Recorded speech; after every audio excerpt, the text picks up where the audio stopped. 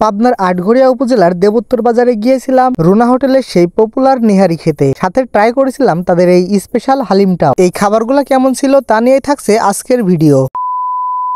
হেই everyone, আসসালামু আলাইকুম। কেমন আছেন সবাই? আশা করি আপনারা সকলেই ভালো আছেন। আজকে আমরা চলে আসছি পাবনা জেলার আটঘরিয়া উপজেলার সেই দেবোত্তরের রুনা হোটেলে। দেবোত্তরের এই রুনা হোটেলের নিহারি কিন্তু আশেপাশের মধ্যে বেশ ভালোই পপুলার, যার কারণে প্রতিদিন দূর দূরান্ত থেকে অনেক মানুষই কিন্তু এইখানের নিহারি ট্রাই করার জন্য আসে। সবার মতো আমরাও চলে আসছি আজকে এই রুনা হোটেলের নিহারি ট্রাই করার জন্য।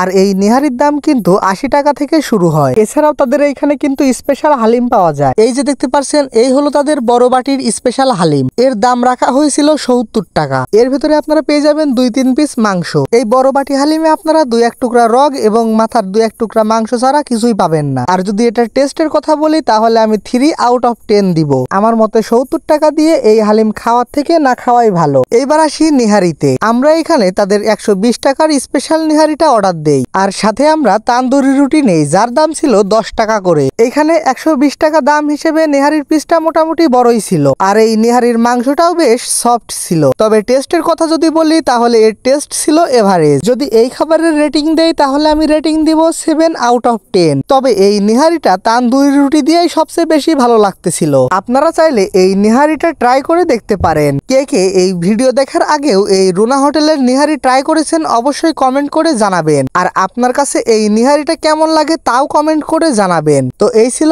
আজকের ভিডিও। দেখা হবে আবার নতুন কোনো একটি ভিডিওতে। ততক্ষণে সবাই ভালো থাকবেন, সুস্থ থাকবেন। আল্লাহ হাফেজ।